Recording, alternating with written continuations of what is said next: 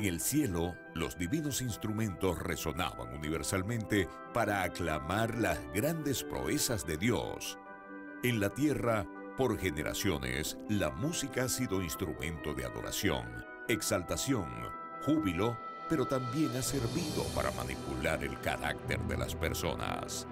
¿Sabemos qué puede hacer en nuestra mente? ¿Cómo millones de personas desconocen cuál es el papel que desempeña la música en el gran conflicto? A continuación, el Ministerio Secretos Revelados presenta una serie de temas que descubrirán cuál es el poder oculto de la música. Y ahora con ustedes, Oliver Coronado. Es un placer saludarles en esta serie tan especial titulada El poder oculto de la música. Estamos felices porque en el tema de hoy vamos a estudiar el creador de los instrumentos, que es un tema importantísimo. Usted necesita saber qué dice la Escritura en cuanto a los instrumentos musicales. Así que vamos a comenzar el tema con una palabra de oración, dando a todos nuestros oyentes y televidentes una cordial bienvenida. Oremos. Te damos gracias, Señor, Padre eterno, tú que eres el mejor músico que hay en el universo. Guíanos a abrir tu palabra. Que tu Espíritu Santo esté en medio de nosotros y que nos pueda guiar especialmente a entender el tema de hoy.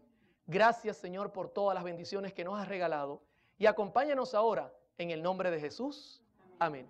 Muy bien, luego que hemos orado, mis hermanos, queremos recordar el pasaje que estamos utilizando durante toda la serie. Es un pasaje clave del espíritu de profecía. Elena G. de White escribe en Mensajes Selectos, tomo 2, página 43, lo siguiente. Las cosas que han ocurrido en el pasado también acontecerán en el futuro. Satanás convertirá la música en una trampa debido a la forma como es dirigida. Note que el llamado es a ponerle la lupa a la música. Y luego ella dice, Dios exhorta a su pueblo que tiene la luz ante sí en la palabra, en los testimonios, a que lea, note los pasos, leer, considerar y luego obedezca. Se han dado instrucciones claras y definidas a fin de que todos comprendan. La señora White nos da a entender que la Biblia tiene principios que nos permitirán a todos, seamos músicos o no, comprender lo que Dios quiere de la buena música. Ahora, como hemos hablado ya, vamos a hablar sobre los instrumentos musicales. Primera pregunta, ¿qué es un instrumento musical? Según el diccionario, un instrumento musical es un objeto compuesto por la combinación de uno o más sistemas resonantes y los medios para su vibración, construido con el propósito de producir sonido en uno o más tonos que pueden ser combinados por un intérprete para producir música. Ahora, la pregunta clave es, ¿se pueden utilizar los instrumentos musicales en el culto? La misma señora White responde esta pregunta y ella dice, acompáñese entonces el canto con instrumentos musicales tocados con habilidad. No hemos de oponernos al empleo de instrumentos de música en nuestra obra. El Evangelismo, página 370. Les hago una pregunta. ¿Nos da ella la orden de que podemos usar los instrumentos musicales? Sí, pero ¿cuáles? Mucha gente me dice, hermano, o sea que podemos usar cualquier cosa. Quiero contarle que hay un salmo muy utilizado en el mundo cristiano para tratar de decir que cualquier tipo de instrumento puede ser utilizado en cualquier tipo de lugar. Y es el Salmo 150. Yo estoy seguro que usted lo ha leído alguna vez. El Salmo 150 presenta los instrumentos en general y presenta diferentes lugares donde fueron utilizados, pero la gente mezcla todo y dice, mira, podemos utilizar todos los instrumentos cual sea el lugar. Déjeme darle una clave del Salmo 150.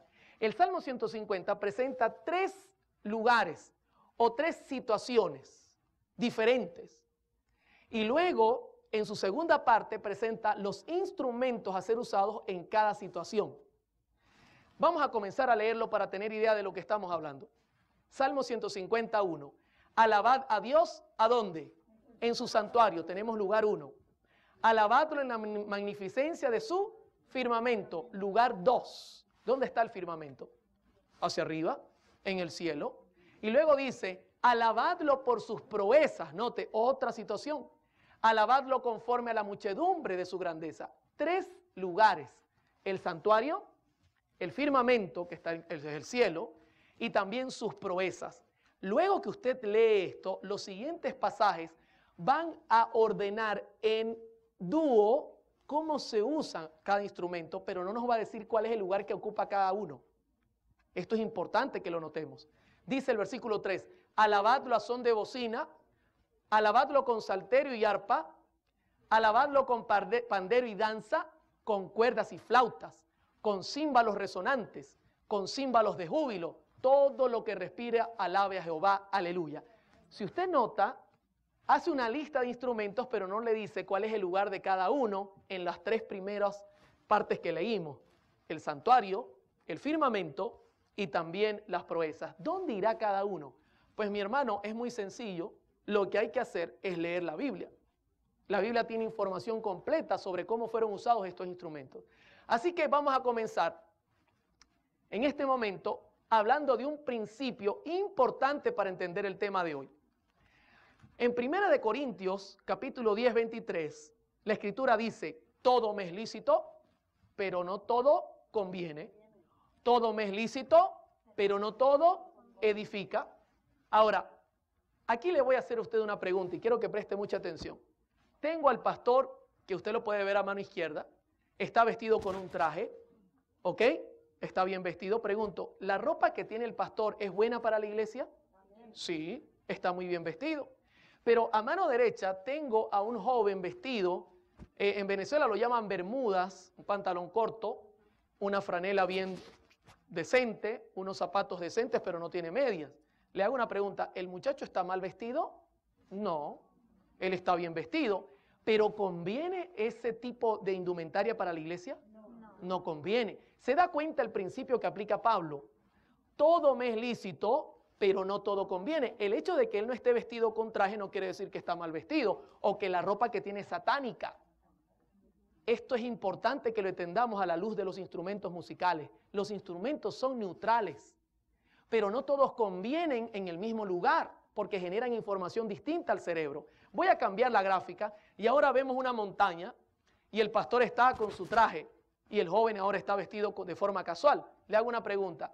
¿Quién está mejor vestido ahora para el lugar? El muchacho, porque usted se imagina al pastor subiendo con el traje a la montaña. Bueno, de repente la corbata le puede servir si se resbala y se cuelga de un árbol, ¿verdad que sí? Hermanos, esto es importante, es un principio importante. Todo, ahora entiende cuando Pablo dice todo me es lícito, pero no todo conviene.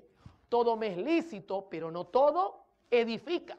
O sea, cada cosa tiene su lugar y necesariamente no tiene que ser mala para no funcionar. Ahora, entendiendo esto, vamos a comenzar a examinar el Salmo 150. La primera parte nos habla del santuario. Alabadlo en su santuario. Salmo 151. La palabra santuario en hebreo es la palabra Kodesh, que significa cosa dedicada o lugar sagrado. Note qué interesante, cosa dedicada o lugar sagrado. Ya eso nos indica que es un lugar especial, muy especial. Cuando usted sigue mirando, la pregunta es ¿por qué es un lugar sagrado? Éxodo 25:8 dice, y harán un santuario para mí y habitaré en medio de ellos. Ahora se da cuenta por qué es sagrado el santuario, porque Dios habitaba en medio y eso lo hacía sagrado, era un lugar muy santo. En Hebreos 8:5, Moisés recibió órdenes de cómo preparar el modelo terrenal de ese santuario, ¿ok? Vamos a leer Hebreos 8:5, los cuales sirven a lo que es figura y sombra de las cosas celestiales, como se le advirtió a Moisés cuando iba a erigir el tabernáculo, diciendo, mira, haz todas las cosas conforme al modelo que se te ha mostrado en el monte. Le hago una pregunta, Dios le dio el modelo del santuario en el monte. Ahí estaba todo, cortinas, cómo iban a hacer los muebles, todo. ¿Y usted cree que en la adoración también le dio un modelo? ¿Será la adoración en el santuario terrenal igual a la del santuario celestial? Por lógica tiene que ser igual, porque Dios allá está en todo momento y también se manifestaba aquí. Entonces, ¿cómo sería la adoración allá? Fíjense que en el evangelismo, página 370, la señora White escribe, la música forma parte del culto de Dios en los atrios del cielo. En nuestros cantos de alabanza debemos intentar acercarnos tanto como sea posible a la armonía de los coros celestiales. Se da cuenta que ella da una orden que tenemos que tratar de ser muy semejantes. Ahora, en la conducción del niño, página 370, hay un pasaje clave y quiero que le preste debida atención a lo que voy a leer. La casa es el santuario ¿para quién? Hermano, en su casa Dios también se manifiesta y tenemos que tener cuidado con la música que ponemos en la casa.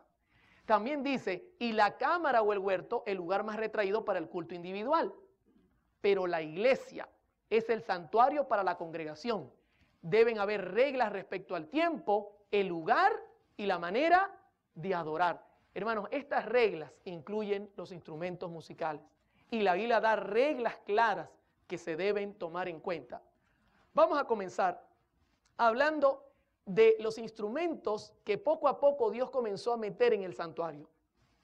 En Números capítulo 10, versículo 1, leemos este pasaje.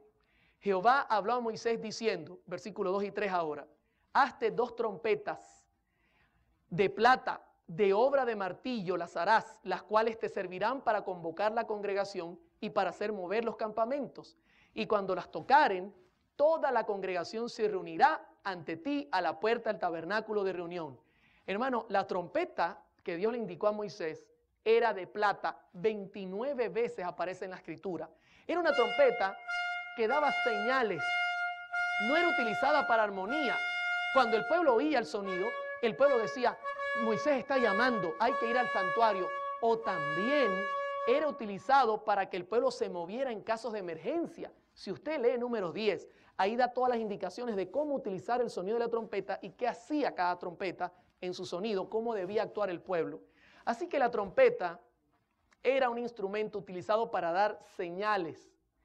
Flavio Josefo escribe sobre ella en Antigüedades, en su libro Antigüedades, y dice lo siguiente. Josefo describe la anchura de estas trompetas diciendo que eran tubos rectos de poco menos de un codo de longitud, aproximadamente unos 50 centímetros, algo más gruesos que una flauta y terminaban en campana. Puesto que carecía de válvulas o llaves, este instrumento tampoco podía producir una melodía. O sea, ella producía solo 3 notas, do, sol o la octava de do arriba. Solamente esas 3 notas. No podía agarrar ahí el levita, para papá. No, eso no se podía hacer. No tenía válvulas. Así que la primera o el primer instrumento utilizado fue la trompeta. Pero también quiero hablarles del shofar. En Josué 6:20, la escritura nos habla de qué era el shofar.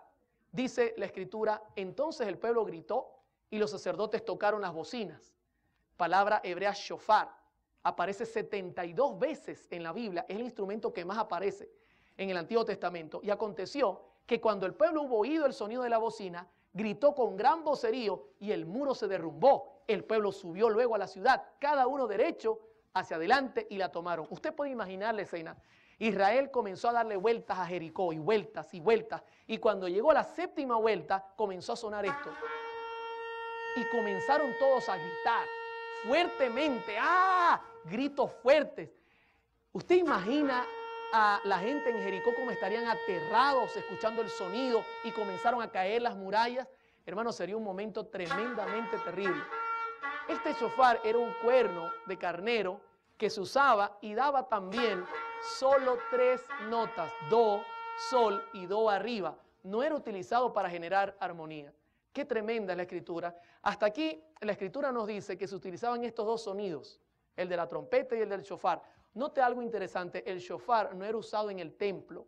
Siempre tiene conexión a la guerra, siempre, mientras que las trompetas de plata sí eran usadas en el templo. Ahora, otro instrumento que la Biblia nombra y que se usaba en el templo era el címbalo. El címbalo fue añadido directamente por el rey David entre el año 931 y el año 722 aproximadamente se cree que este instrumento fue añadido. En primer libro de Crónicas 15:28, la escritura dice, de esta manera llevaba todo Israel el arca del pacto de Jehová con júbilo y sonido de bocinas y trompetas y címbalo, que significa retiñir, sonar. 15 veces aparece en el Antiguo Testamento y al son de salterios y arpas. Ahora, ¿para qué se usaba el címbalo? ¿Usted cree que el címbalo se usaba para que ellos estuvieran? No. ellos lo usaban justo en las estrofas, marcaban la estrofa para luego poder entonces entrar la estrofa y también marcaban el coro. O sea, era un instrumento que daba señales. No era un instrumento para hacer ruido y estar tocando y llevar un ritmo, solo daba señales. Usualmente metían sus manos entre el cuero y lo hacían sonar de esta forma. Algunos dicen que también podía sonar de esta forma para hacer que el sonido fuese menos fuerte.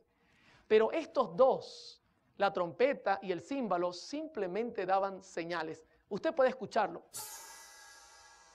Y ahí comenzaba la estrofa. Y podía comenzar el coro. Era un instrumento para dar señales. Muy bien, tenemos la trompeta y el címbalo, pero ¿y David no usaba instrumentos de armonía? Sí que los usó. David también añadió instrumentos de armonía, porque hasta ahora la trompeta no sirve para armonía, para acompañar los coros, y el címbalo tampoco. La pregunta clave es, ¿y entonces qué usó David para poder acompañar los coros en el templo? Recuerde que estamos hablando del templo.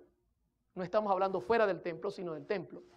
En segundo libro de Crónicas 7:6 dice, y los sacerdotes desempeñaban su ministerio, también los levitas. Y note lo que dice ahora, con los instrumentos de música ¿de quién? De Jehová. Qué interesante, de Jehová, los cuales había hecho el rey David para alabar ¿a quién? A Jehová, porque su misericordia es para siempre. Cuando David alababa por medio de ellos, asimismo los sacerdotes tocaban trompetas delante de ellos, y todo Israel estaba en pie. Note, David introdujo los instrumentos de Jehová. Un día un joven me dijo, ¿te das cuenta? David metió cualquier clase de instrumento, y le dije, no, simplemente retrocede 2 capítulos y vas a ver cuáles son estos.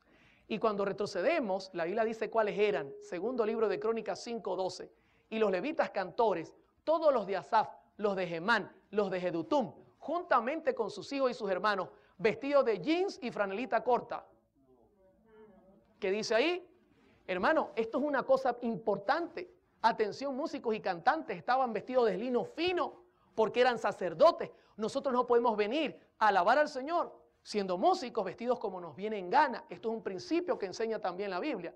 Dice, vestidos de lino fino, estaban con címbalos y salterios, que es la palabra hebrea nobel, que significa odre, y arpa, que también es quinor en hebreo, al oriente del altar, y con ellos 120 sacerdotes que tocaban trompetas. Ahora David añade, y es lógico, añade el arpa y añade también el salterio. ¿Por qué? Porque necesitaba armonía. El arpa, ustedes la conocen, suena como algo así.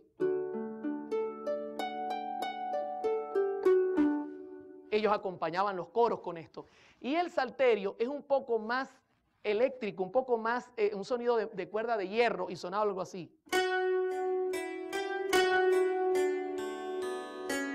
Se da cuenta, de repente el arpa podía ser el acorde y el salterio hacer un arpegio. No sabemos cómo, pero ellos jugaban con estos dos instrumentos que eran instrumentos de armonía. Pregunto, ¿estos instrumentos hacen sonidos determinados o indeterminados? Determinados. Dios quería que el pueblo se concentrara bien en la adoración, mis hermanos. No olvide que esto es muy importante.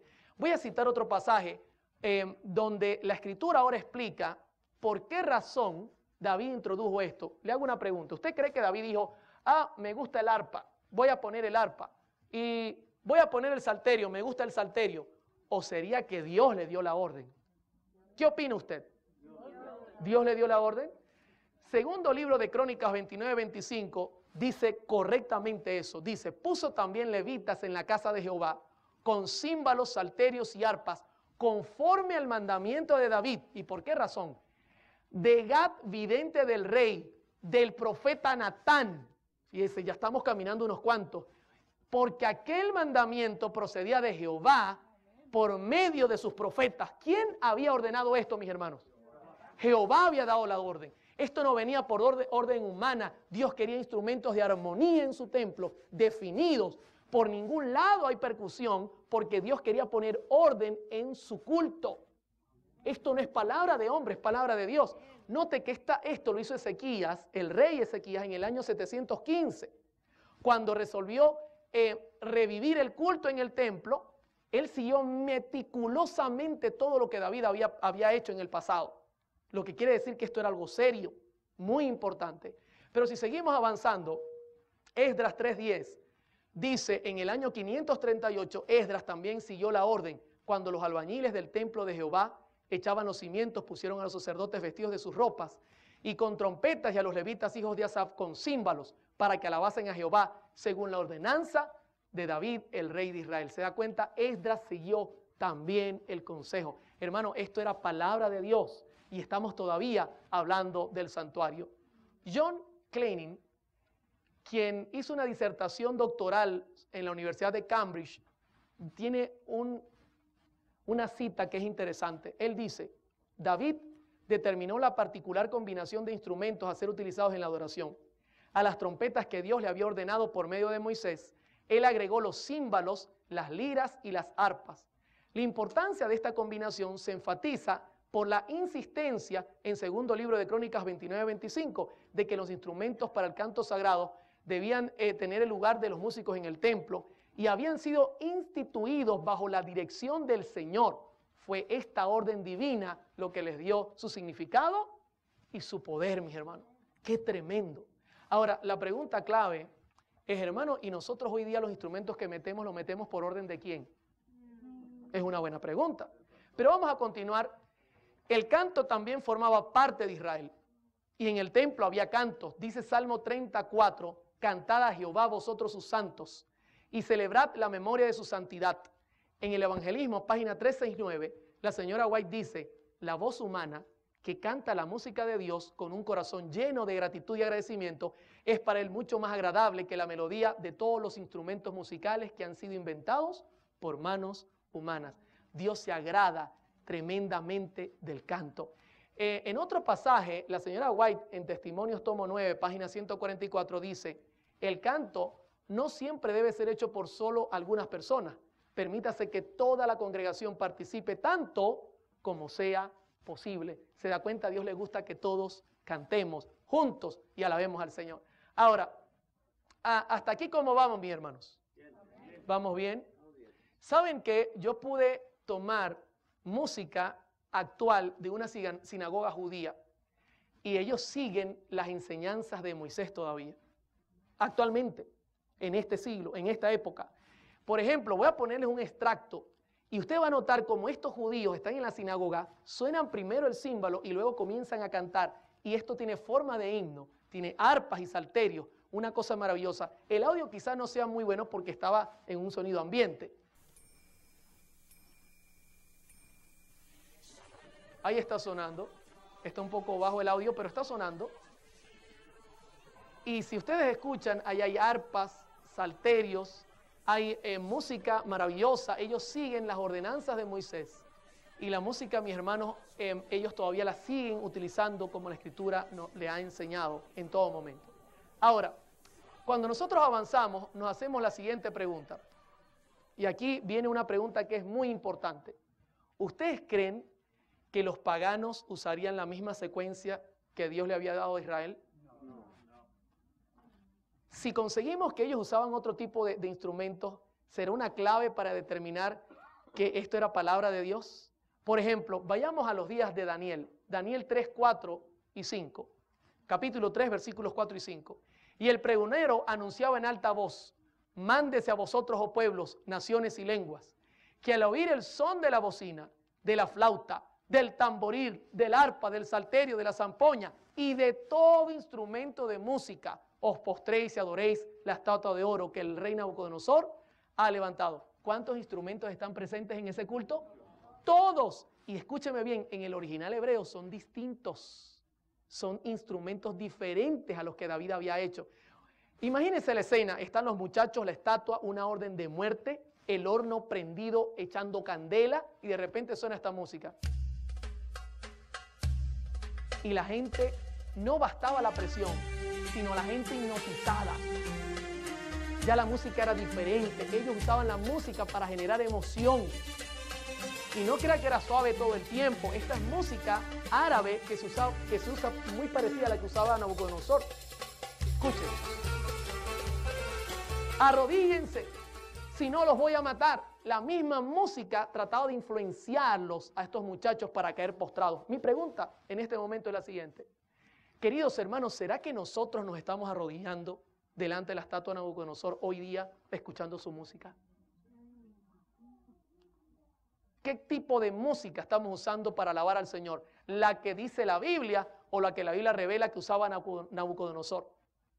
Yo pudiese hacer ritmos pop sobre la música árabe, porque tiene el mismo principio de violaciones musicales.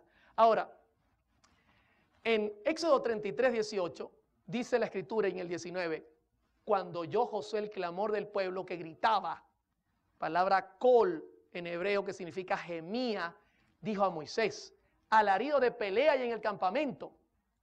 Y respondió Moisés, no es voz de alaridos de fuertes, ni voz de alaridos de débiles, voz de cantar, aullar, es la palabra aná, oigo yo.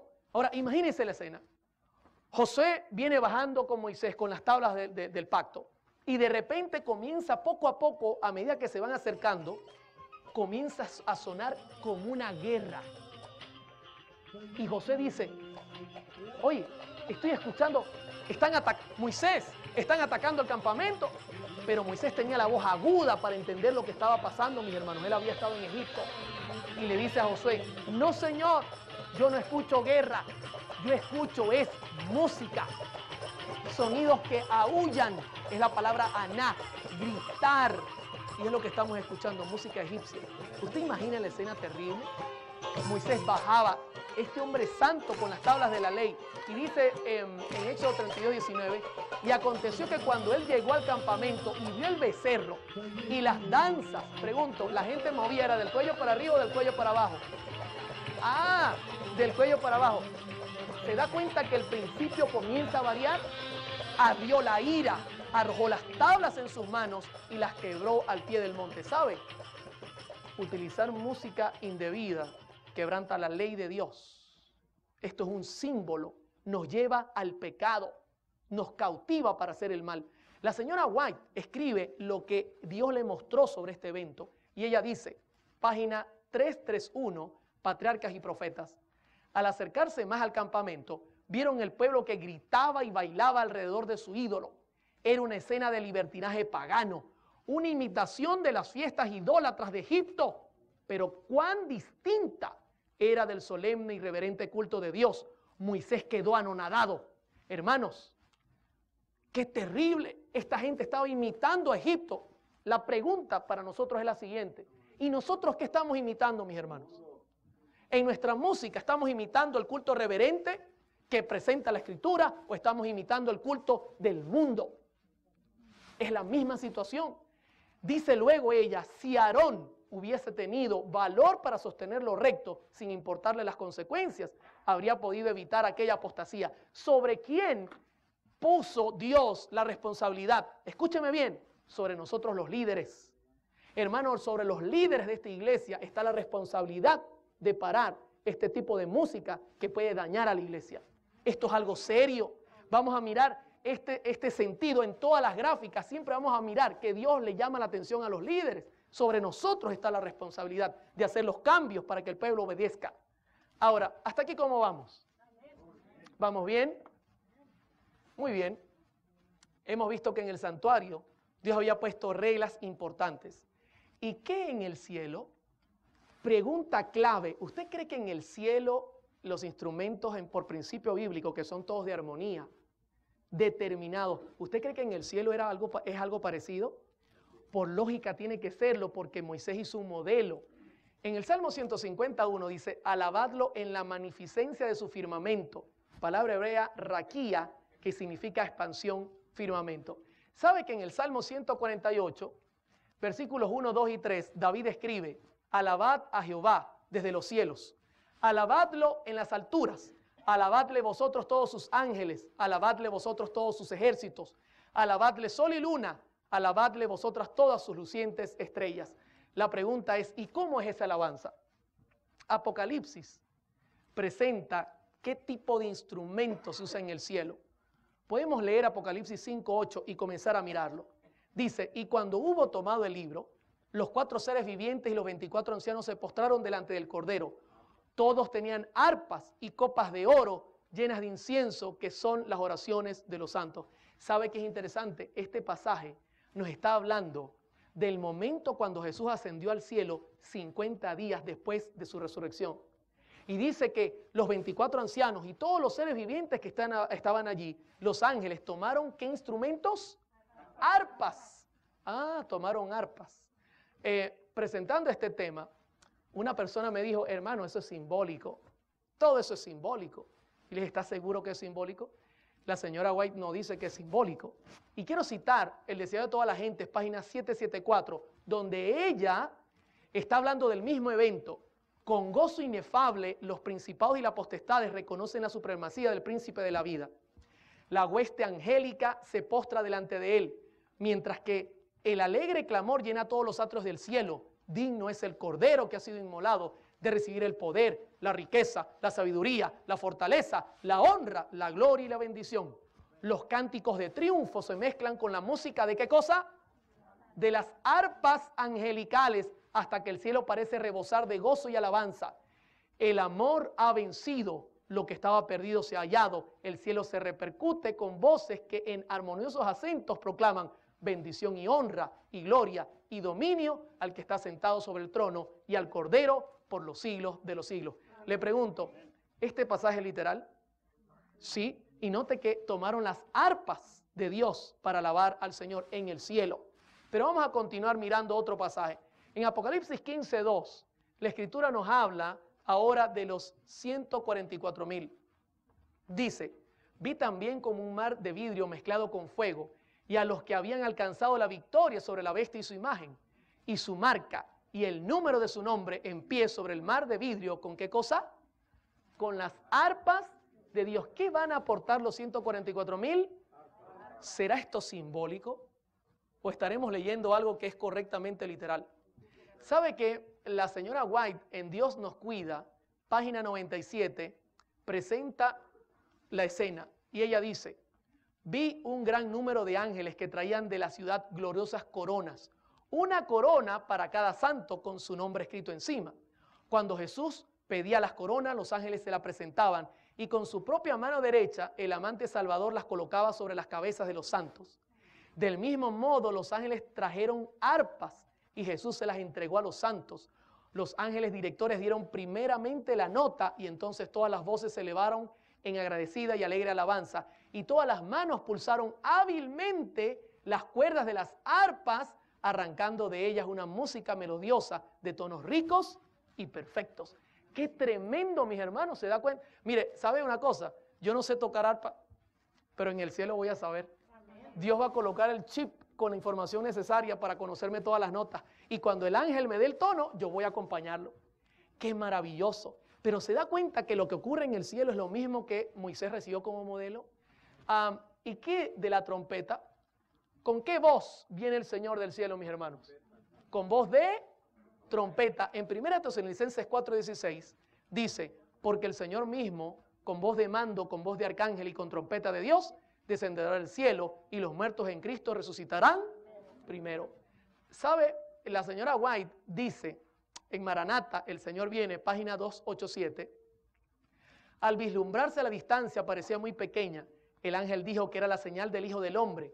Cuando se acercó a la tierra, pudimos contemplar la excelsa gloria y la majestad de Jesús al avanzar como vencedor. Sus cabellos blancos y rizados le caían sobre los hombros y llevaba muchas coronas en la cabeza. Sus pies parecían de fuego, en la mano derecha tenía una hoz aguda y en la izquierda llevaba una trompeta de plata. ¡Qué interesante! Es la misma secuencia que conseguimos en la Escritura. Ahora, usted me dirá, hermano Oliver, pero hoy día, ¿cómo poder nosotros alabar al Señor con arpas y salterios? Simplemente hay que actualizar el instrumento. Por ejemplo, ¿con qué usted compararía un caballo en este siglo, en este año? ¿Con un carro? ¿Un caballo con un carro? ¿O una carroza con un carro? En los días de Moisés, un caballo equivaldría hoy día ¿a qué cosa? ¿A una moto? ¿Cuántos están conmigo que es una moto? Sí. Y en los días de Moisés, una carroza sería compatible hoy día ¿con qué? ¿Con un carro? Sí. Entonces, ¿cómo compararíamos nosotros estos instrumentos musicales? Hermanos, el principio es claro. Por ejemplo, mucha gente dice, y yo creo que es así, que el salterio ha evolucionado a lo que hoy día es el piano. Si tenemos un piano en la iglesia no habría ningún problema, es un instrumento de armonía, pero por ejemplo, ¿yo pudiese sustituir el salterio por un tambor? No. ¿Por qué no? Porque es un instrumento indeterminado, ¿se da cuenta la diferencia? Tuc, tuc, tuc, tuc, es diferente a hacer acordes. Esta es la manera que tenemos que nosotros interpretar todas estas cosas, mis hermanos, para mantener el orden que Dios ha establecido. ¿Cómo vamos hasta acá? ¿Estamos viendo las maravillas de Dios? Pero ¿sabe una cosa? Aún nos resta estudiar las proezas y su grandeza. En el Salmo 152 dice, alabadlo por sus proezas, conforme a la muchedumbre de sus grandezas.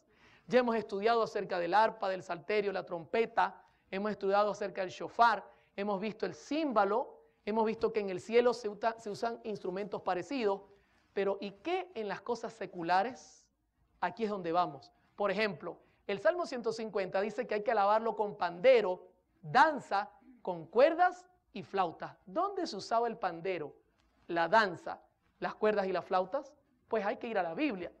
El Salmo 150 dice, alabadlo con pandero, palabra hebrea que significa, o dice, tof, y danza con cuerdas y flauta. El pandero, usted lo puede mirar en pantalla, era un instrumento que se tocaba, tenía como unas castañuelas o metales, y daba unos golpecitos, marcaban el ritmo y el tiempo, y a veces tenía sonidos un poco más graves, pero era un tamborcillo de mano. Hermano, ¿sabe qué? Para sorpresa de muchos, en la Biblia no se usa la palabra tambor. En los 66 libros no aparece tambor. Lo más parecido es tof, tamborcillo de mano. ¿Y dónde se usaba el tof? En Éxodo 15, 20, la Biblia dice que se usaba en victorias militares. Y María la profetisa, hermana de Aarón, tomó un pandero en su mano y todas las mujeres salieron en pos de ella con panderos y danzas. ¿Recuerdan? Pasaron el mar y agarraron los panderos. Pregunto, ¿era dentro del templo o fuera del templo? Fuera del templo. ¿Se da cuenta el principio bíblico? Es claro, Dios no quería en el templo panderos. Fuera del templo no había ningún inconveniente, todo me es lícito, pero no todo conviene. Ahora, ¿recuerda cuando también David venció al gigante en primer libro de Samuel 18:6? Aconteció que cuando volvían ellos, cuando David volvió de matar al filisteo, salieron las mujeres de todas las ciudades de Israel cantando y danzando para recibir el rey Saúl con panderos, con cánticos de alegría y con instrumentos de música. ¿Se da cuenta? Nuevamente los panderos. ¿Dónde? ¿Fuera o dentro del templo? Fuera. O sea, tenemos aquí enseñanzas claves. También se usaban en fiestas, cosas de entretenimiento. Job 21:12. Al son del tamboril y de la cítara saltan y se regocijan al son de la flauta. ¿Se da cuenta? Era música de entretenimiento. En Jeremías 31:4 también aparece ligado el tof, el tambor de mano, con entretenimiento. Aún te edificaré y serás edificada, oh Virgen de Israel. Todavía serás adornada con tus panderos y saldrás con alegres danzas. O sea, en pocas palabras, el pandero era usado para fuera o dentro del templo, para cosas de entretenimiento.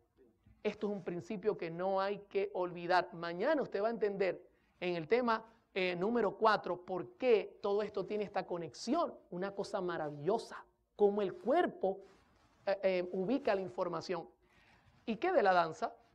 Hoy día la danza es un tema polémico. Y le cuento que mucha gente por introducir música errónea está comenzando a danzar en las iglesias y a mover el cuerpito. Porque la música debe mover del cuello para arriba, no del cuello para abajo. En el Salmo 154 dice, alabadlo con pandero y danza, palabra hebrea hul, que significa girar en círculos.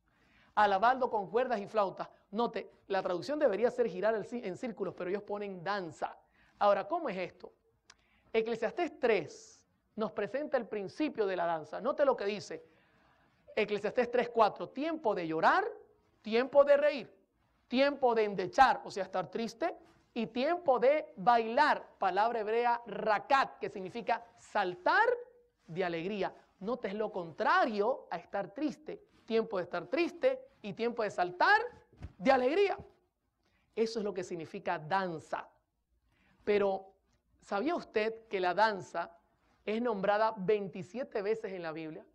Siempre ocurre después de un tremendo evento. Por ejemplo, el primer lugar donde aparece la danza es cuando Israel pasa el Mar Rojo. ¿Usted imagina estar nosotros con Israel pasando el Mar Rojo? Y nosotros terminemos de pasar el Mar Rojo y entonces le digamos a Moisés una palmada por la espalda: Moisés, te felicito, hiciste buen trabajo. Hermano, el ejército venía detrás, el más grande de la época, a los lados de las montañas. Dios abre el mar. Si yo hubiese estado allí, me hubiesen tenido que amarrar porque estaría todavía hoy brincando de alegría. Y la Escritura dice que luego de eso se cumple Éxodo 15:20 y María, la profetisa, hermana de Aarón, tomó un pandero en su mano y todas las mujeres salieron en pos de ella con panderos y danzas, brincaban de alegría. En Lucas 15 está el último pasaje de la danza. Y escúcheme, tiene que ver con el hijo pródigo. Dice Lucas 15:25, y su hijo mayor estaba en el campo, y cuando vino y llegó a casa, o cerca de casa, oyó la música y las danzas, el mayor. Ahora, cuando usted lee la parábola, ¿cuándo danzaron ellos? ¿Antes de que llegara el hijo perdido o después? Lógico, siempre la danza viene después del evento. Era algo cultural en Israel. Imagínense el hijo pródigo llegando triste, y cuando va llegando triste consigue que hay una fiesta en la casa. Hubiese dicho: mi papá no está triste, está haciendo fiesta porque yo no estoy. Pero ocurre es después, él llega, el papá aprendiéndose el mensaje: he pecado contra el cielo y contra ti, Padre, perdóname. El papá cuando lo ve lo abraza, le perdona, es un momento especial, hacen una fiesta y ahí la gente danza como resultado. Siempre la danza en la Escritura está ligado a la parte, hermano, que tiene que ver con celebración por un momento especial. Si nosotros hoy día brincáramos aquí nos llamarían locos, pero en Israel eso es algo cultural.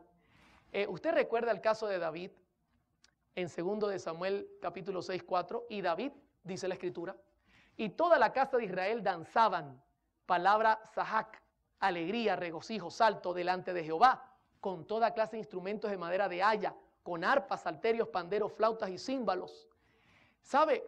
Mucha gente utiliza este pasaje para decir: viste, se puede bailar. Quiero decirle que era un momento de júbilo. El arpa había estado secuestrada por los filisteos. Usa había muerto en el primer traslado y ahora ellos iban felices trasladando el arca definitivamente. Y David danzaba, pero la danza eran brincos de alegría. La señora White, en Patriarcas y Profetas, página 766, describe su danza y note lo que dice: nuevamente el largo séquito se puso en movimiento y flotó hacia el cielo la música de arpas, cometas, de trompetas y címbalos, fusionada con la melodía de una multitud de voces. En su regocijo, David, ¿qué dice allí? Saltaba, no bailaba merengue, ni bailaba salsa, ni bailaba rock and roll, saltaba con toda su fuerza delante de Jehová, al compás de la música. Y luego dice: el hecho de que en su alegría reverente David danzó delante de Dios ha sido citado por los amantes de los placeres mundanos para justificar los bailes modernos.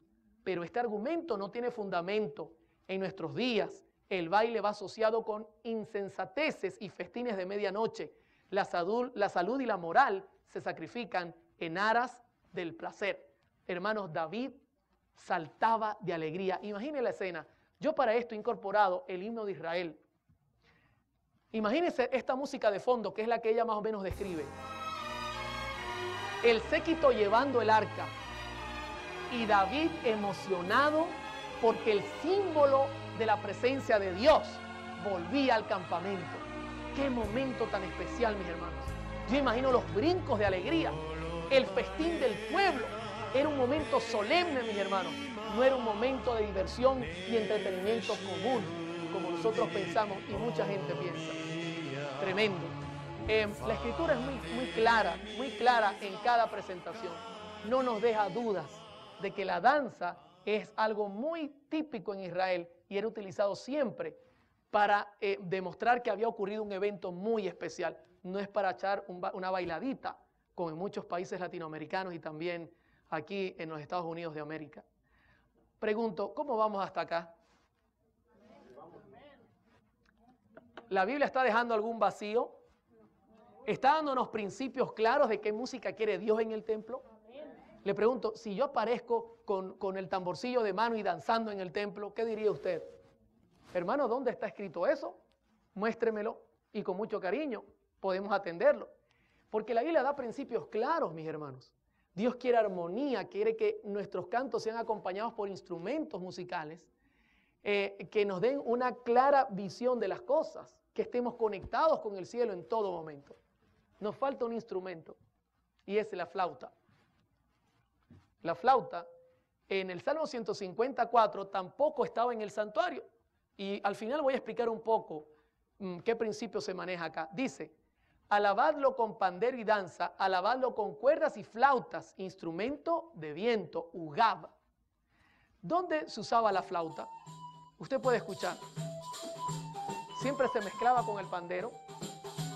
Lo usaban para algún momento especial, una fiesta especial, santa, sana, porque en todo lo que hagamos, dice la Biblia, debemos hacerlo todo para la gloria de Dios.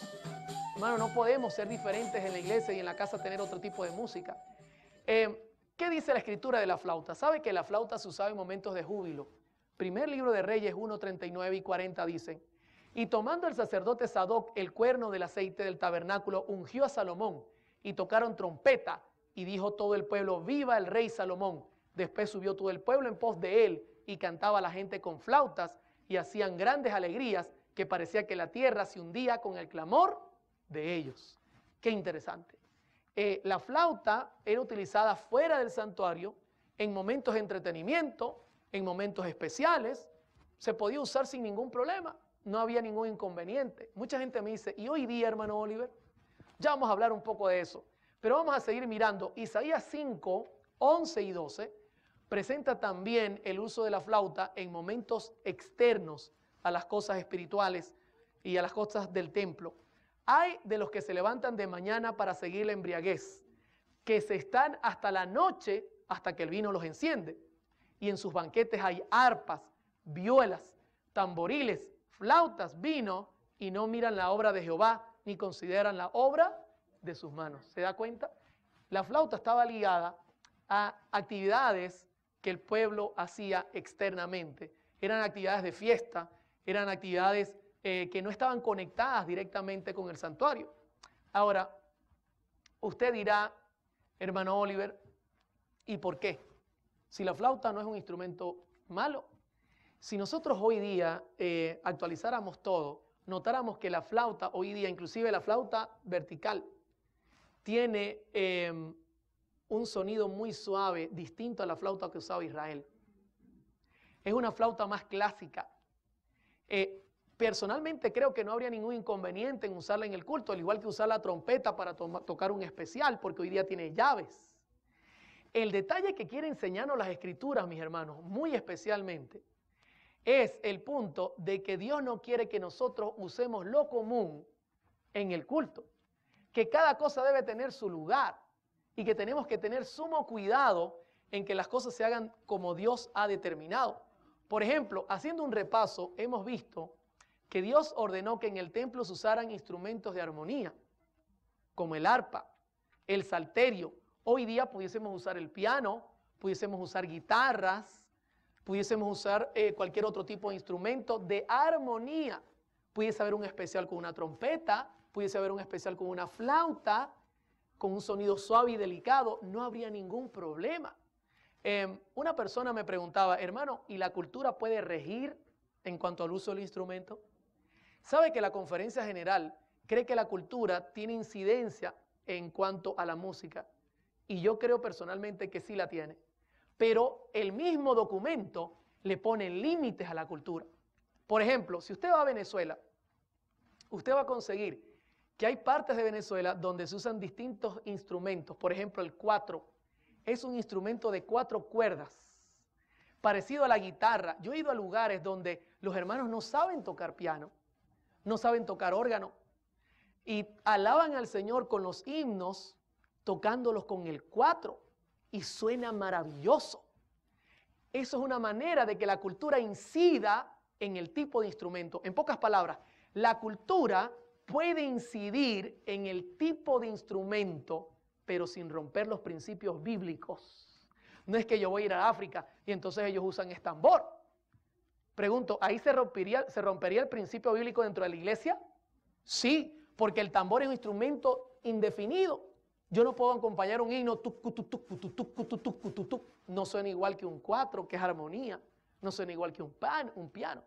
O sea, la cultura tiene incidencia en el tipo de instrumentos, pero luego la conferencia general dice, pero la Biblia es el filtro que debemos utilizar para saber cuáles convienen en la iglesia y cuáles no convienen en la iglesia. ¿Verdad que es maravilloso, hermano, estudiar todo esto y mirarlo? Claramente nos da consejos que son prácticos para entender todos estos principios bíblicos en cuanto a los instrumentos. Quisiera finalizar ya, entrando a la recta final del estudio, en un pasaje que la señora White cita en la conducción del niño, página 515. Quiero decirles que muchas personas dicen, es que la Biblia no habla de música. ¿Usted cree que la Biblia no habla de música? En lo que hemos estudiado todos estos temas, ¿habla o no habla? Hay gente que me dice, Oliver, pero es que la Biblia no habla claro de los principios. ¿Habla o no habla de principios?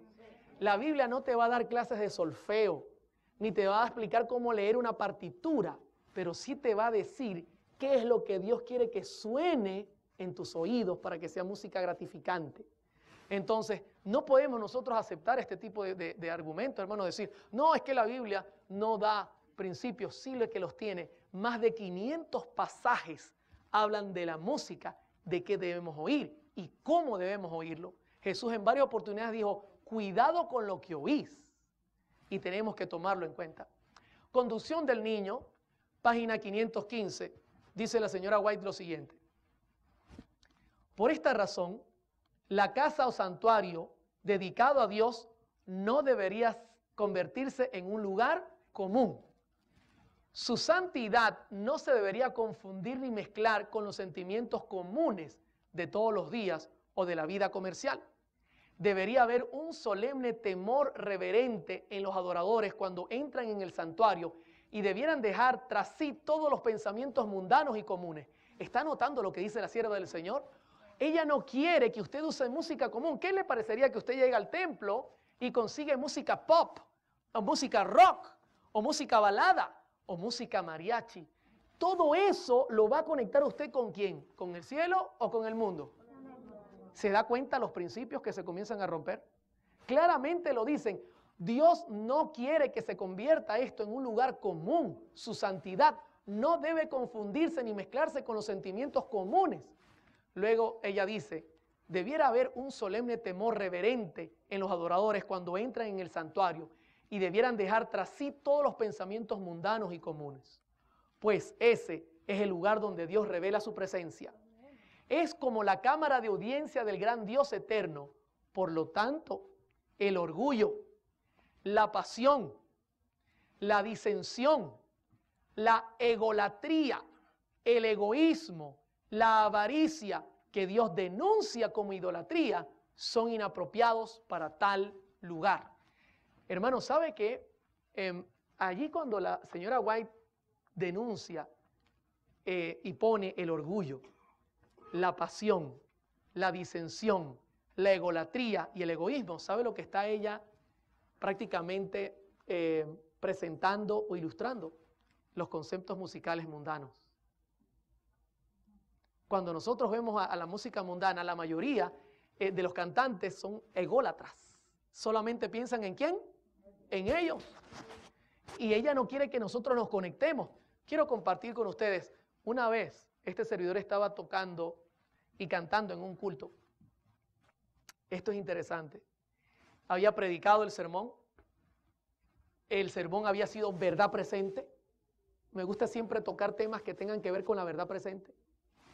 Cuando estoy terminando el sermón, decido tener un especial, pero mi especial en aquel tiempo era una balada, música sentimental. De eso voy a comenzar a estudiar esta semana. Música romántica. Y escúcheme, presento el tema, la gente se pone de pie, le hago el llamado, tomo el micrófono y comienzo a cantar. Terminó el culto, la gente se acercó, me agradeció, pero una señora me dijo lo siguiente: hermano Oliver, el sermón estuvo precioso, me gustó muchísimo el especial. ¿Sabe? Cuando lo oí cantar, recordé a Ricardo Montaner en sus buenos tiempos. Y yo dije, ¿cómo? Cuando ella me dijo así, hermano, yo me alarmé. ¿A quién le hice recordar? Y ella me dice, a Ricardo Montaner. Yo no sé si usted conoce a Ricardo Montaner, es un gran cantante en Venezuela, de origen chileno, muy conocido, muy famoso a nivel mundial. Cuando ella me dijo eso, hermano, eso me llamó la atención, si yo lo que estaba presentando era santo o no era santo. Porque a ella no le vino la imagen de Dios, le vino la imagen de algo secular. Entonces la pregunta que yo me hice es, ¿a quién estoy alabando? ¿A quién estoy representando? ¿Qué es lo que estoy presentando en mi iglesia?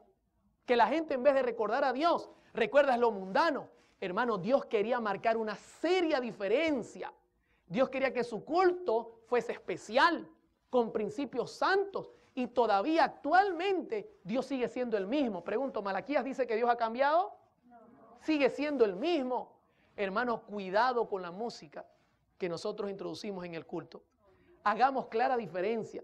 En otro lugar estuve en una actividad, en un campamento, y usaban música santa en momentos seculares. Cuando habían marchas, colocaban himnos. Yo tuve que acercarme a la gente y decirle con amor, hermano, no mezcle lo santo con lo común. Porque cuando usted escuche entonces, que los jóvenes escuchen lo santo, no van a hallar la diferencia.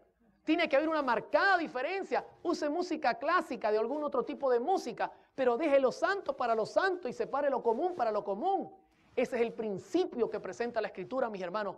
No olvidemos que para cada cosa Dios tiene lo santo para lo santo y lo común para lo común.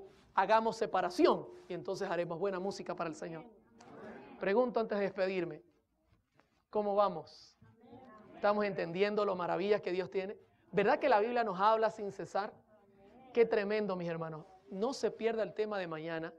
Mañana vamos a armar un candado. Usted se va a dar cuenta por qué todos estos principios son avalados también por la ciencia. Mañana tendremos un concierto.